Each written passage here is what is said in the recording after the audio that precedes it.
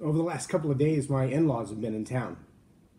And at one point last night, we all had dinner and the kids came around and most of the grandkids were here. We have one that's in Little Rock, so she wasn't able to bring her grandkids. But with all the little people running around and the babies to be held and nurtured and giggled and diapers changed, and it was pretty fascinating watching the whole interaction take place. And this particular grandpa didn't get to spend as much time around him because he's up in Colorado and just isn't in the neighborhood, so to speak, to see the kids as often. But at one point he looked up and he looked at my wife, which is his daughter, and said, "Somehow I feel like I'm responsible for all this." Well, the answer is absolutely he's responsible for all this, because if not for him and Karen's mom, then she wouldn't be here. And if she wasn't here, then we wouldn't have met. And if we hadn't met, then there wouldn't have been our 4 kids. And if I hadn't had our 4 kids, there would have been the 7 grandkids or his 7 great-grandchildren. Today I want to talk to you about seeds. There are some things you need to know about seeds that are really, really important. The first of which is, in order for a seed to become a harvest, you first have to give it away. Which means at some point you lose complete control of what it is, what it does, where it goes, how it behaves, what it becomes. My children are now grown. My youngest one is 18. He'll graduate in May and be off on his own to live life and do things his way. And I can only hope that the nourishing that I've done, the nurturing that I've done, that Karen and I poured into him, like his siblings, will take root and grow into something that will be a bountiful harvest, something that will impact lives and change the world. But if we're not willing to let that seed go, if we don't take it out of the bag and plant it in the ground, nothing. It'll just die right where it's at. It'll die right there in the bag, and that'll be the end of it. It'll rot. But if we take it out of the bag, if we're willing to let it go and put it in good soil and do our part to protect it from the birds snatching it away or the dogs digging it up or the wind blowing it away, and if we put it in good soil and we give it plenty of water and make sure that as it grows it gets a little sunshine, then that seed will one day grow into something that will grow into a life of its own, literally. And like my father-in-law said, somehow I feel responsible for this. Well, there is some responsibility in the sower of the seed, to know that the nurturing has taken place, to know that the protection has taken place. But there's also, as Stephen Furtick says, knowledge that the seed itself comes with a protective shell.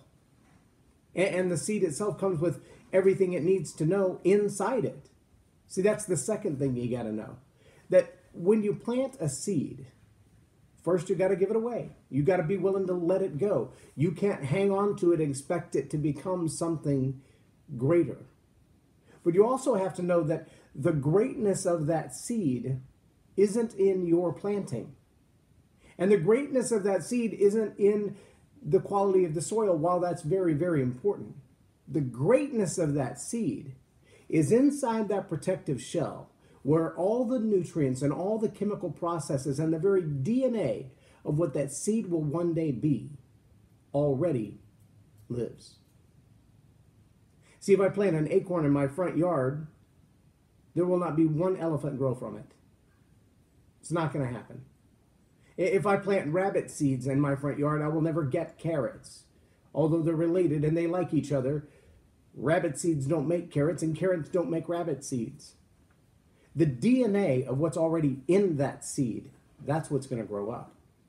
That's what we're going to see later. And the very DNA of the seeds that you have in your life, that's what's going to grow up.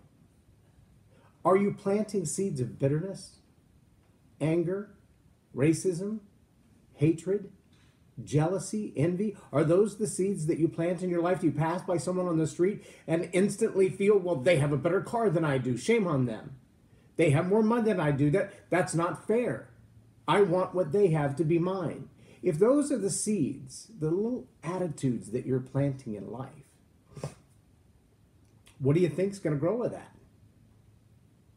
Well, the seed replicates itself in a grander version, of course. I mean, acorns don't pop out of the ground as more acorns. Carrot seeds don't pop out of the ground as more carrots seeds. They pop out of the ground as carrots. Tomatoes don't look like tomato seeds, but the seed becomes the fruit. The attitudes that you have in your life, those are seeds. It's the thought and the feeling together.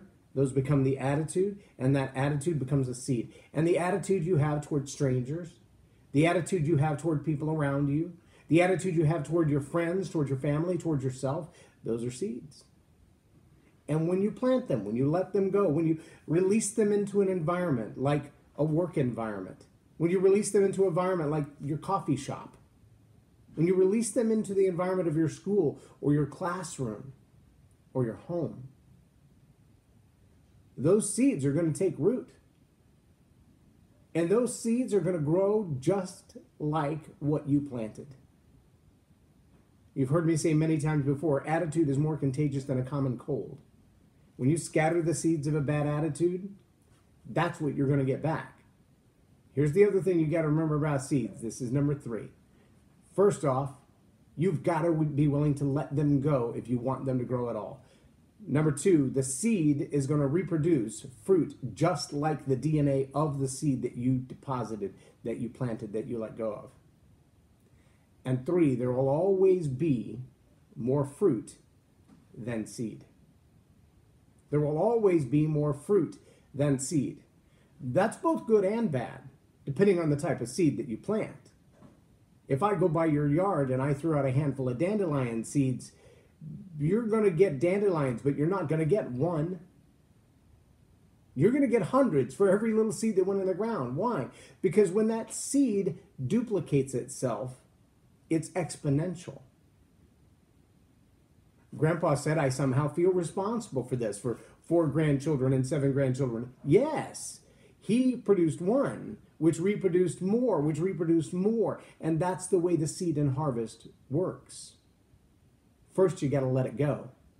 Second, you better be aware that whatever you planted, whatever seed you put out there, that's what's coming back.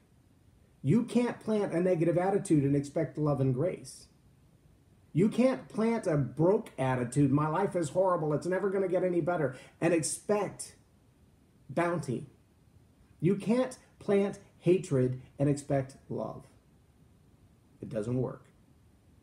Well, whatever it is you do plant, whatever seed you scatter out there, not only are you going to get that seed back, but you're going to get it multiplied. Think about the tomato. You put a couple, maybe 3 tomato seeds in the ground, you cover it up, you put some water on it, you let it grow, it becomes a plant. What comes off that plant? Is it 1 tomato? No. It's half a dozen tomatoes at a time. Even if you let them grow to the big, ripe, giant, softball-sized tomatoes. When you cut that tomato open, what's inside? Hundreds of seeds. And so you could bury those seeds when they're at their full maturity. And what are you going to get? 1 tomato? No. You're going to get another plant of tomatoes that will continue to reproduce itself. It's how the harvest works. One good attitude, one great relationship, one deposit of faith in someone else. One little investment. Sometimes it's the random stranger. Yesterday, we took our in-laws up to Prayer Mountain just to see the sights from Prayer Mountain. I decided to record a short video for the marriage conference that we're doing in October. And we were set up, I don't know, maybe 10 minutes. We adjusted the lights, attached the microphone, did a 3-minute video, bing, bang, boom, done. Packed it all back up, and we're walking back to the truck. And before we could get out of the parking lot, a couple of different people approached us and asked what we're doing in the kingdom and how could they get involved in, and how could we do more. And that seed already is beginning to take root. That seed, just being there, just being in that place, just being available, being friendly, is already beginning to do something we couldn't have planned or projected. I like the way Stephen Furtick says it. I don't have to understand electricity and all of the ins and outs of electricity to flip on a light switch. But when the light comes on in the room, I benefit from the light switch. I benefit from having taken the action of flipping the switch. But if you were to ask me how, I'd have to tell you, I don't know. Like a kid who opens a refrigerator and it's filled with food. How'd that get in there? I don't know. The grocery freighter must have come at night. I mean, Mom must have loaded the refrigerator after I went to bed. How did it all get in there? I don't know. How did your life become as blessed as it is? I don't know. How did you get to this place in life? I don't know. I planted the seeds. And the miracle of the seed, the fact that it went into the ground and it died, and its DNA was released into the soil to reproduce of that seed exactly like itself. Now here's one other thing. This is your bonus thing. This is thing number 4. You got to let it go. You got to know it's going to reproduce of itself. And you got to know that it's going to reproduce more than you planted. Whatever that is, good or bad, it will reproduce more than you planted.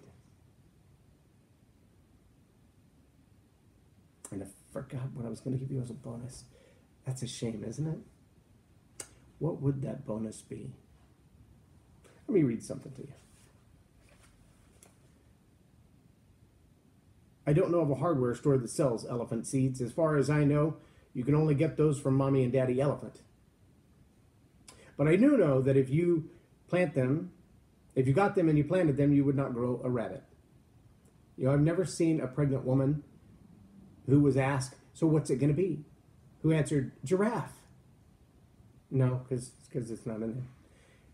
I know, duh, but how often do we look at things growing in our life and go, hey, how did that get there? Well, someone planted it, because there's no other way.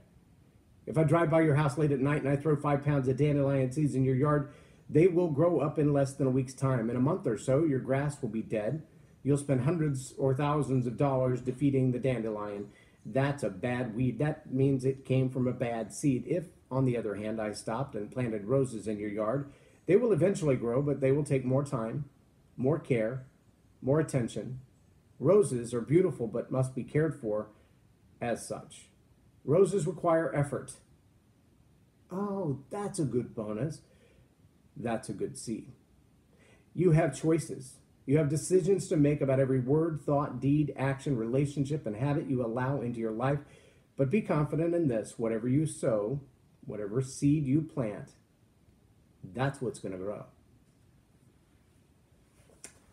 That bonus, by the way, that's from Live a More Excellent Life, page 173. Those seeds, sometimes they take effort. I know we don't want to hear that. We want to throw rose seeds in the ground and come back tomorrow and see blossoms the size of your face. No, that doesn't happen. You don't plant elephant seeds and come back on Tuesday looking for a baby elephant. No, it doesn't happen like that. A human baby takes generally 9 months, give or take a couple of weeks. Not 9 days, not 9 years, 9 months. Pretty much like clockwork. That's how long it takes to grow a human baby from a seed to a baby is 9 months. Doesn't take that long for a rabbit. It takes 3 times that long. 4 times that long. 36 months to grow an elephant. But you know what's fascinating with the carrot? Depending on the condition of the soil, meaning temperature, richness, minerals, and water, you can grow carrots anywhere from 3 to 5 weeks up to 18 to 20 weeks to grow a carrot from a carrot seed. And it's all conditional on the quality of the soil and the quality of the nurturing. But there is no seed planted in the ground that requires no effort. There is no seed planted anywhere in your life, and this is your bonus, that will happen instantly and will happen without effort. Every seed, in order to grow into something else, must first die. And then it must be nurtured. And then at the right time, it will become a harvest, bountiful by comparison to the seed that you planted. You plant one, you get hundreds. That's how it works. So let me just finish with this question today. What seeds are you planting in your life? The thoughts, the actions, the deeds, your behavior, your attitude toward others, your relationships. What seeds are you planting? And are you prepared? If that seed comes back tenfold, 100-fold, 1,000-fold, if your orange becomes an orange orchard, if your apple becomes an apple orchard, if your tomato seed becomes a tomato farm, are you ready? Are you prepared for that? Are you ready for the fury of favor? Are you ready for the busyness of being blessed? If you're not, get your heart right so that when you plant that seed, you're ready for the harvest that's coming. I think there are probably more people who are sitting on the edge of a breakthrough. And the reason the breakthrough is not coming is because they're not prepared for the harvest that awaits them. I think there's lots of them. Are you one of them? I'm J Loren Norris, and you've been watching Tell It Like It Is TV. Make sure you crush that subscribe button right there on YouTube or Facebook. Share this with your friends. I know there are people out there that you know who need to understand better the seed of their attitude and how it impacts people around them and what it's going to grow into. By the way, this is a core principle in the Attitude Hack, a book that I'll be releasing at the end of this month. If that's something that would benefit you and your team or your business, your school, your students, reach out to me. The Attitude Hack is a keynote signature. It's also a mentoring program. It's also a book with a lot of video and audio support from the teachings that I've done over the last several years. If that's something that would help you, let me know. You can send me a private message. You can comment on YouTube. I'll be glad to get back with you. I'd love to be able to serve you in any way that I can when it comes to planting the right seeds in your life and reaping a harvest. I appreciate you spending time with me today. I appreciate you letting me be a part of your day. Stay blessed.